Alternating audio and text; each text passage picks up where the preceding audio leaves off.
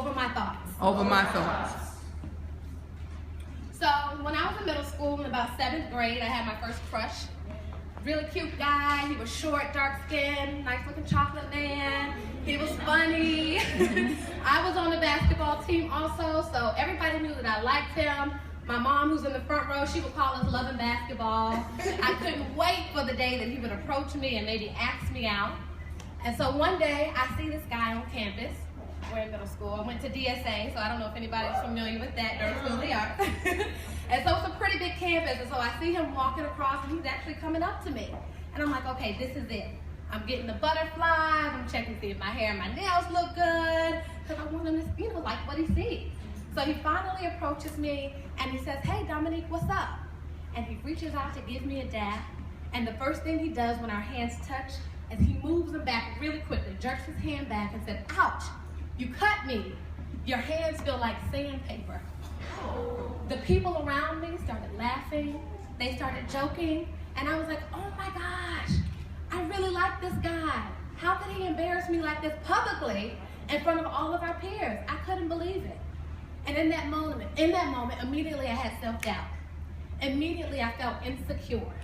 Immediately I questioned my value because I said, if this guy doesn't like me and is criticizing me for the texture of my hand, I'm sure other men will too. And so immediately I felt like I was no good for a man. And so from that moment on, I gave this guy power and control over my thoughts, over my behavior, over the things that I did and how I interacted with people years after that. So anytime someone would introduce themselves to me and they start by shaking my hand, I say, oh no, I'm a hugger. Because I didn't want them to focus on the texture of my hand. I wanted them to focus on what was coming out of my mouth. When we would be in church, the pastor would say, reach out and grab your neighbor's hands. Everybody knows that? I was so embarrassed. And I would miss the whole content of the prayer because I was so concerned about what the person next to me was thinking. And if they were thinking, oh my God, this girl's hands are so rough. Now, mind you, my hands aren't that bad. He was just being ridiculous. But those were the thoughts that lingered in my mind and affected my behavior years past moving on. And so, a total woman has complete authority and control over her thoughts. One more time. A total woman has complete authority and control over her thoughts. And so one of the things that I had to do was, I had to get rid of that weight, that dead weight.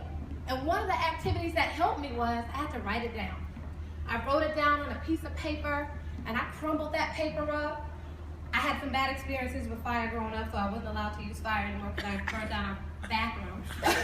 So I wanted to burn that paper, but all I could do was throw it away so that I no longer gave this guy power and control over my thoughts and the way that I behaved and maneuvered in the world. So I want you guys to kind of think about that first moment when you felt self-doubt, when you had this challenging experience with someone and they kind of tore you down. You felt insecure. You felt devalued. Think about that moment. And I know we don't have pen and paper now, but when you get back to your dorm rooms or to your homes, write it down. Burn that piece of paper. Write down how you felt, who was involved, how it changed your behavior, because you no longer want that to be attached to you, and identify with that. So that's a task and something I charge you guys to do because there was so much healing behind that in my life. And so today, I'm a professional matchmaker and relationship coach. How many people have heard of matchmaking before? You're probably familiar with Patty Stanger on the Millionaire Matchmaker on Bravo. I see her once a year in New York because we have an annual Matchmakers and Coaches Conference in Manhattan. And so she's a great person. So I decided to join this industry. And as a matchmaker, I work with professional singles. I teach them how to date. I introduce them to quality matches and like-minded individuals. I have singles events and mixers, all sorts of things that I can use to help singles gain success in dating and relationships. I offer image consulting, and I love what I do. It's such a rewarding career. And so, how did I do this? How did I become a matchmaker? If you would have asked me 5 years ago if I would have been in this industry, I would have laughed. One, because I didn't know that it really existed. Two, because I didn't know you could really make money doing this. And so I said, okay, let me give this a try. This is interesting. Before I found out about this career, I was on the path to be a doctor. This is actually something my mother created. This is my high school picture. So she was so excited about me being a doctor because at the age of 6, she had us write down our goals. And on the refrigerator door, I I wanted to be a pediatrician. So she had us write down our goals, I put it on the refrigerator, and from that moment on, I don't know if anybody has a mother like mine, you're gonna do this? Okay, we're gonna do it. And I'm gonna make sure that you have everything you need to do to accomplish this goal. So I went to high school, Southern Durham High School. They had a medical program. How many people went to Southern here? Anybody? Hey. After Southern, I went to Hampton University, and studied biology. I was a pre-med major. I was on my way. I was doing internships and doing research, really preparing myself for a career in medicine. And I realized it's not quite what I wanted to do, but I didn't have a plan B. And so those thoughts of self-doubt, those thoughts of insecurity and being devalued came into my mind because I felt like I wasn't good enough and didn't have the skills to do anything else. I spent a life preparing for medicine. And so at that moment, I allowed my own thoughts to limit my ability to experience and explore anything else. So a total woman has complete authority over her thoughts.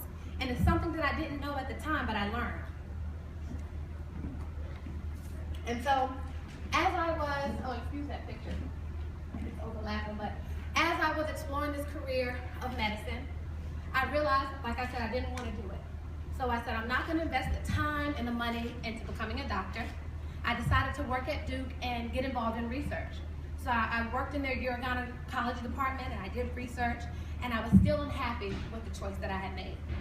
And so I found myself giving relationship advice and dating advice, and around all these successful people, PhDs, doctors, residents, fellows, who had gained so much success in their careers but sucked at love. And so I found some excitement when I came to work, but everything else bored me. I felt like I had so many more ability and capabilities and passion and drive that was too big for me in this space. But then I started allowing my thoughts to limit me again. Until I had a conversation with this woman on the front row, and the one person that wanted me to be a doctor, didn't want me to be anything else but a doctor because I was going to be the first one in my family, said to me, you know what? You are so much bigger than your desk. You have so many abilities and skill sets that goes way beyond what the four walls of this office can give you between 8 and 5. So I said, you're right. At that moment, I took control of my thoughts, and I said, you know what? There's something here. One of my coworkers said, hey, you're doing a great job matching us and giving us dating advice, and it's actually working. You should try this out. So with my mother's encouragement, and with me renewing my mind in the way that I thought about myself and my abilities, I went out and sought after a career that's not really that popular. You don't really think of it as medicine where you have stability, financial stability, career longevity. You know, I knew I wanted to have a family, so it seemed like the right thing to do because I'd be able to handle everybody and take care of myself. So I stepped out on faith. I believed in myself and my passion and ability, and I started Clark & Company. And so when I got into the industry, I wanted to learn from the greatest. So I researched everybody in the industry of color that looked like me because I knew I could identify with them. And I came across Paul Brunson. I don't know if anybody's familiar with him or not, but he's huge. He's #1 really top in our industry. He just won several awards in January for dating and matchmaking. And he's been on Oprah's own network and co-hosted a show with her, all sorts of live daytime television shows. Really popular guy, gained so many awards and accolades. And he was going to be at the conference one year, the Matchmakers Conference in New York. So I said, okay, this guy's going to be here. I'm going to approach him. I have no idea what I'm going to say, but I knew that I had the skill to be a matchmaker, but I lacked the entrepreneurial ability to really get my business to have the success that I wanted it to have. So I needed his advice.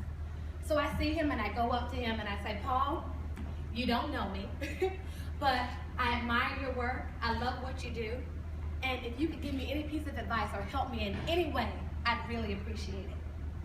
So this guy doesn't know me from anything, said, you know what? My people are in the back. Tell them that I'm going to offer you an internship, and you're going to work with my company on hand, work with me, learn from my business personally, and grow from me so that you can grow your business. Wow. What an amazing experience. That was all I needed from the conference. I was like, thank you, God, right? Had I not listened to him and approached this guy, I could have missed that great opportunity. And so I decided, okay, great, this is awesome. I came home and I told my family how excited I was about being an intern for Paul Brunson. This guy's all over TV, and here I am, someone he doesn't know is giving me a chance to be an intern with him. So we start the internship, and he tells me, in order to be successful in this internship, you have to add value in every way that you can. Here goes my thoughts, creeping back in. I said, in my mind, I'm thinking, what value can I add to you? I'm a newbie in the industry. Look at this big business you've created. What can I possibly offer you to make what you have any better? And so not only did I hurt myself by thinking it, but I spoke it out loud to him. And so he actually had opportunities lined up for me to be a part of his business and do some partnering with him, but I blew it because I put my foot in my own mouth. Again, limiting my ability to add value to something because of the way that I was thinking, and completely missed an opportunity of a lifetime. So repeat after me. I have complete control and authority over my thoughts. I have complete control and authority over my thoughts. So he said, the only way that you can be successful, Dominique, because now that you've doubted yourself, I need you to understand why you're doing this. Why you decided to be a matchmaker. Why are you doing this? Why you? So when someone knocks on your door or comes to your website, what's going to set you apart from all of us in this industry? And I said, gosh, that's a big question. I don't know. And so I had to take the time and think about that. And the first thing that came to mind was back in high school where God had to sit me down and identify or show me for the first time where my value lied. The first time I was old enough to understand and see what it was about me that was truly valuable and unique. And that was a high school experience. So this is me in high school, my high school sweetheart, my husband now, who's back there with my 2-year-old. We won homecoming king and queen again. He's probably gonna kill me for putting this picture up there. But in high school, I didn't really fit in. Like I said, I was an athlete. I played volleyball, I played basketball, I did a little track. So I wasn't looking like the other girls. I wasn't wearing the flat wraps and had my makeup on. No, I had on sneakers and I wanted to be comfortable in sweatpants. I had my hair in micro braids. Every 2 months I would get them redone. You know, that's how I wanted to be because I was comfortable. And I couldn't understand why I wasn't getting the attention that the other girls were getting from all the other guys in school. And so I saw the way they maneuvered. I saw the clothes that they wore. I saw the way they wore their hair, and I said, you know what? I'm gonna do that. I started comparing myself and saying, okay, if I'm gonna have success with dating or getting guys and getting attention, apparently I have to look like them. And so I went that route. My sister took me to get my hair done for the first time. It was a flat wrap, and because all the girls were wearing doobies back then and flat wrap. So I had my wrap done. I got my nails done for the first time. I wasn't trying to go hard on the court like I used to because I wanted to be cute, you know. And it still didn't work. No guys were checking for me. I had my hair done. I'm like, wait a minute, I look like everybody else now. What's going on? I'm still not getting the attention. And so what happened was God had to tell me to sit down. He had to slap me on my hand because he said, you're not paying attention. You don't get it. I don't need you to look like the crowd. In order for you to attract the person that I have for you, you can't be seen by everybody. So he had to isolate me. He had to isolate me. So I began to just focus on my studies. I focused on being a great athlete, focused on going to college and what school I wanted to go to, because my focus was all on the wrong things. So he had to isolate me, because at that time, he wanted me to be seen by only one person and not everybody else. So by looking like the other girls, I was just blending in. And so we have to be careful of our thoughts. We have to take complete authority of our thoughts, because the way that I was thinking then was going to have me miss this great opportunity of meeting the guy in my dreams, my husband now. And so this guy, he saw me, and he was checking for me, 9th grade. I was like, no. 10th grade, I was like, no, God told me to sit down. I wasn't paying him any mind. And I kept turning him down every time he asked me out. And so this one time, it was right before my birthday, right before my 16th birthday, I said, okay, I'll go out with you. You keep asking me, I feel bad, so let me say yes. And so I said yes, and 5 days later, I broke up with him. And the reason why I broke up with him is because I didn't know him. We weren't friends. In my mind, he just liked what he saw, and so I said, okay, well, let me just give this guy a shot. But we had no content over the phone or in our conversation. We had nothing to talk about. And so I said, you know what? Maybe we should just be friends. So for a whole year and a half, we decided to be friends. We talked on the phone all night. We talked about other relationships we were involved in. We were really, really good friends with each other. We hung out after basketball practice. We became really, really good friends. And so we connected on an emotional level. So he got to know me and see me in a way that nobody else had the opportunity to see me. And he grew to like me and love me in a way that nobody else had the opportunity to like and love me. Because I gave him what I was supposed to be giving him at the time, friendship. A year and a half later, he asked me, he says, well, shucks, we've been doing this thing for a while, none of our other relationships are working. Maybe you and I should try this thing out. And at that time, I felt completely confident in saying yes because I knew who he was. And I knew he didn't have any ulterior motives and that he liked me for me. And that this isolation that God had put me through was worth it. So it pays to be obedient, ladies. And so we started dating, and we were high school sweethearts. Everybody liked us as a couple, thought we were great. But I had to transform my mindset. And had I not transformed my mindset in the way that I thought, then I would have completely missed this opportunity. And so through this, I figured out my why. I figured out my purpose is to help empower other women to realize that you can have a standard and still win. You can have a standard and still have success in dating. You can have a standard and still have success in your career. You can have a standard and still have success in life. A lot of people today, they feel like, okay, if I have a standard, guys, are intimidated by me, or, that's okay. That's not the guy for you. So you stick with having your standard. You stick with owning who you are and living in that truth, because the right person will see you. And who knows, they probably are already watching you. And the other thing that I learned about myself is that I was supposed to demonstrate the power of understanding your value. See, as women today, in the way the media markets us and social media, we are torn down. The image of women today is horrible. So my purpose is to show women that, hey, take hold of that thing that makes you different. Take hold of that thing that makes you beautiful and doesn't necessarily make you fit in with the crowd. Understand that that is your gift. That's a blessing that God has given you, and he wants to use you in a way that he can't use anybody else with that characteristic, with that gift, with the look that you have. So it's important that I share that with other women that, hey, you can have a standard. You're worthy, you're valuable, and it's okay to live in that. And you're going to get everything that God, your heart desires and that God promised you because you are true to that. And so I said, okay, here's my why. So after that conversation with Paul, I said, I got it. And so I said, how can I make this a part of my practice? Because a lot of women that come in for a consultation with me, that they want to be matched, during the consultation, the first question that I ask them is, why you? And I want you to think about this. Why you? What makes you valuable? What value will you add to a relationship? And a lot of people don't know that. A lot of women, we really haven't sat down and taken the time to really think about what it is about us that makes us different, that makes us valuable to a man, to the world, to our career, in the business world, whatever we're doing. What is it that makes you valuable? And so instinctually, these women will go down a list of their accolades, their degrees, I have an MBA, I've done this, I've done that, but nothing that really meant anything about who they were as a person. It didn't really matter. Nobody said it was my integrity, my humanity, the fact that I'm a contributor, the fact that I'm funny, I'm a mom, things that really matter about who you are as a person. And so I felt like this was important because knowledge is power. And in order for me to effectively match you, you have to understand what makes you valuable. You have to know your worth, because if I put Mr. Right in front of you, you'll mess it up. Because of your thoughts and the way that you thought about yourself and thinking that, okay, the media says I'm supposed to be this.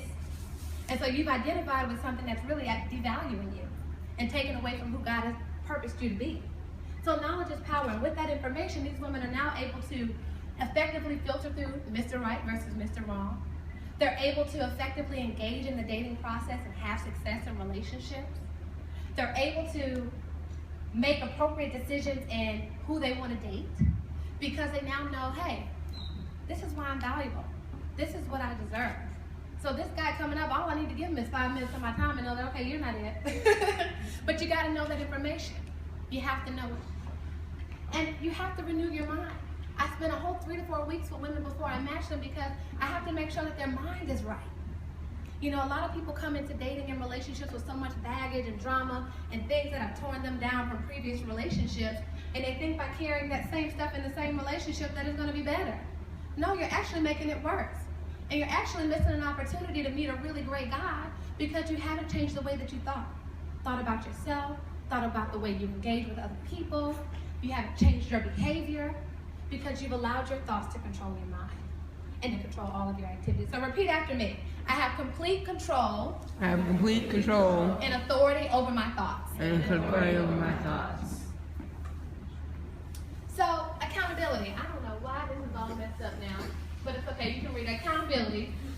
So this is a part of keeping yourself grounded, keeping yourself on track. And the first person to hold you accountable is always yourself. Always yourself. And so this little piece that I put here is, he cheated on me. So when I went to college, I was at Hampton University. Like I said, my husband was at Virginia State. We were both in Virginia, you know. I was questioning our relationship. I said, you know, I don't know if we're going to be able to do this. I'm on a campus with a lot of beautiful black people. You're on a campus with a lot of beautiful black people. We might have some temptation here. I don't know if we should even try. And he was really, really, really like, hey, let's do this. I want to be with you. I don't care what the girls are looking like at Virginia State. We're going to do this thing. So I believed him. Freshman year was great. Sophomore year, we started getting in some troubled water. And next thing you know, he cheated on me. And he broke up with me right after because he felt guilty about what he did. And I couldn't believe it. Again, I was devastated by a guy. I couldn't believe that someone who saw my value, who said I was valuable, who said I was beautiful, who appreciated me for all the things that other people couldn't see, would then go out and cheat on me. Now, there were some things that I did that maybe caused me to do some crazy stuff.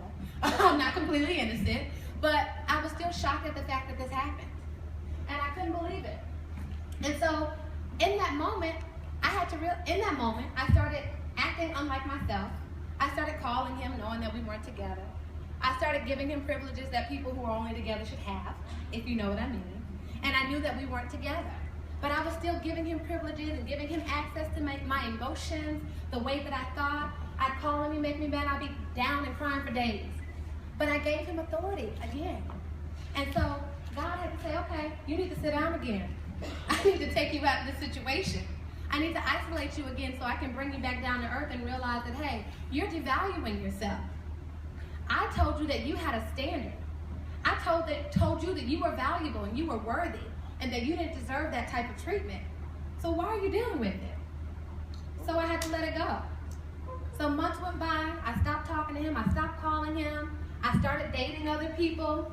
And how many of you know, as soon as I started ignoring him, as soon as I started cutting off my phone, here he comes, walking back. And I said, okay. So when I said, okay, you coming back? Since you coming back, let me give you the rest of the stuff that you left at my house. So that's what I did. I had a box waiting for him at the door. Actually, we met at a McDonald's halfway in Williamsburg, between Hampton and Petersburg, Virginia. And I had this box in the back of my car. And he opened up the box and he started reminiscing over the stuff that's in it. I'm like, no, this is not for you to reminisce. This is for you to take and go about your way. And he started apologizing and said, hey, I messed up. I made a huge mistake. I started feeling myself. I started seeing all the girls on campus like coming for me. And you know, whatever the excuse was, I wasn't trying to hear it. And so at that moment he said, you know what, I know you won't take me back right now, but I'm willing to earn that respect back from you. I'm willing to show you through my actions that I can be the man that you once saw me as. I really, really want to be with you, and I love you so much that I'm willing just to be friends with you again and earn your trust back again so that you can see the same guy that you saw in me in day one. And so he did. He proved himself, and we got back together. That's the guy that you saw in the picture. But again, God had to isolate me and show me, hey, you have a standard. You're valuable. You're worthy. You don't deserve that. So had he not come back, that would have been God showing me that, hey, I'm creating room for somebody else for you. But God had a different plan. He got himself together and he came back right. And he's an awesome man. I'm so thankful for him. He's the best dad to our kids, best husband to me. So I couldn't ask for anything more. The other thing, what about your friends? So you got to make sure that the people that are surrounding you are uplifting you. People that you also respect. People that hold themselves accountable, who are positive thinkers and positive influences in your life. Because a lot of us have a lot of janky people around us. A lot of people that are hating on you behind the scenes. A lot of people that really don't wish you well and care about your future. So you got to be careful about who you have around you, because those are the same people that affect your mind. Those are the same people that you're spending the majority of your time with. So you have to be conscious about who those people are and if they're really adding value to who you are as a person. And if they're not, you need to let them go. And you can't be afraid to do that. Because if you keep holding on to this dead weight, they're going to keep bringing you down and you're never going to reach the goal that you were supposed to. And a lot of people get really concerned, oh, well, we've been friends for a couple of years now. Doesn't matter. Where God is taking you, everybody can go. They'll understand it. They'll understand, because you have to put yourself first and make yourself a priority. And so the other thing is being spiritually rooted. Now, I don't know how many people are Christians, but I love Jesus. I am a Christian and I love God. And so one of the things that also keeps me grounded, keeps my foundation set, is being spiritually rooted. And so a total woman in my mind is spiritually rooted. She has her own thoughts, but her thoughts are aligned with God. She is who He says that she is. So in my mind, I'm thinking, okay, I'm fearfully and wonderfully made. I'm victorious. I'm an overcomer. He has plans to prosper me. He has plans for a future for me, hopes and dreams for me. Those are what my thoughts should be, because that's what He thinks of me. And so when I'm in a challenging situation, I'm in a moment where I'm kind of maybe doubting myself or having insecurities, I might bend a little bit, but my faith is so strong that it won't knock me down. Because my God is so good. And so because I believe Him, I'm okay. So you got to make sure that you're able to hold yourself accountable, that you're good to yourself. You got to make sure that you have great people around you that are positive influences on your life and can help you snap back when you feel like you're bending a little bit. And you got to stand on something that's higher than yourself. Believe in something that's higher than yourself, that keeps you rooted. So when that wind comes, you might bend a little bit, but it's not enough to break you, because God has called you to be something greater. He said you're worthy. He says that you're more precious than rubies, and nothing that anybody can desire compares to you. That's something that you need to internalize. And when you internalize that thing, when you really believe that thing, wow, what we can do as women. But it's just a matter of believing that, taking control over your thoughts, and really resting in that, and not allowing anybody or anything, any thought that you put in your head or anybody else to stop you from doing that and being that thing. So stick to your guns, that's what that says. And so the last thing I kind of want to leave you with is this whole notion of active practice versus passive learning. So we all learn stuff. You're in college, you're learning things in school day to day. You have tests that you're supposed to apply that knowledge with every so often. But if you don't apply the knowledge that you have, it's unproductive. So I'll give you an example. If you're working out, have you guys already had spring break? Okay, so summer's coming, you want to get that nice hot swimsuit body, you have a goal to lose some weight and tone up. You've read all about the different diets or workout routines that you should try. But if you never put that routine into practice, if you never actively practice those daily regimens and going out and buying the food that that diet recommends, it's worthless. Doesn't matter. So learning, almost, okay, it's great that you have that information, but what are you going to do with it? And so you're responsible for your own thoughts. And you know this. And a lot of people don't realize that they can change the thoughts that happen in their mind. They don't realize that they have control over what other people put in their minds. And so you have to take responsibility of it. You have to be so aware of when those things are happening to you that you're able to say, okay, no, I see that coming. Let me cast that down. And that's something that we have to do daily, because there's daily challenges that we face. And so you have to make sure that you take responsibility of your thoughts. And then you have to think on purpose. So a big part of what I say is that when you have a thought, or when you wake up in the morning, before your feet hit the ground, you need to set the tone for your day. You need to affirm yourself. You need to claim that day. Everything that happens in this day, everything that I receive in this day is mine by divine right. You have to make sure that you set the tone for your day before your foot hits the ground, so that you're able to put your armor on against anything that might come to you. You're strong in your foundation. You're spiritually rooted. You're taking control over your thoughts and you're thinking on purpose. And set your mind right. Every day, set your mind right. Sometimes we need to hit a reset button. Midday, okay, I'm getting a little weary. Let me set my mind right. Because everything starts with your thoughts.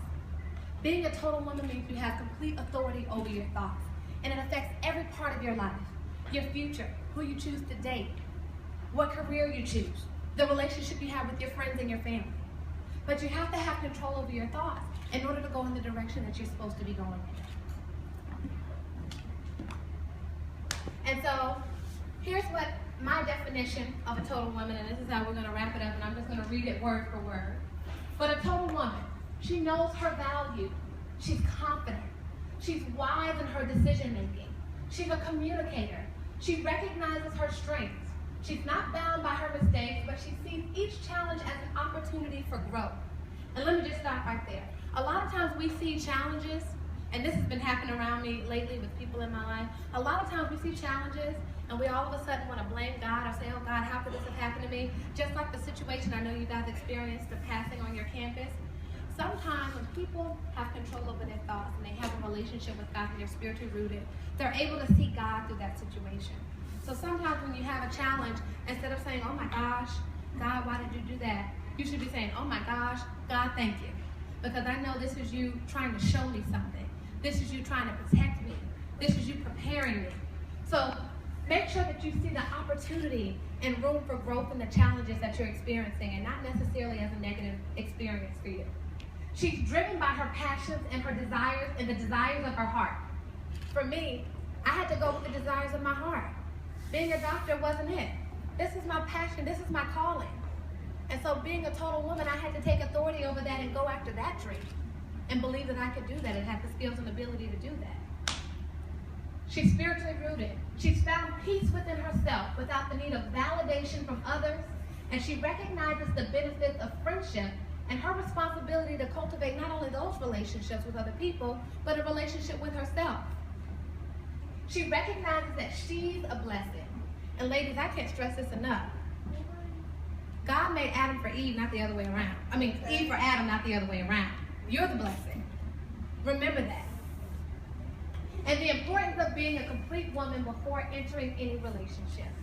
So before you enter a relationship, you need to be a whole and solid person. You have to be able to add value and know what that value is to a relationship. You have to be complete on your own and not depend on anybody else to complete you. But you have to be that on your own. And a total woman understands that and is preparing herself to be that. And so with that, I just want to thank you guys. I really thank you guys and appreciate you guys listening to me and hearing my story. And I hope that you guys got something out of it tonight. We're going to do Q&A? Q&A.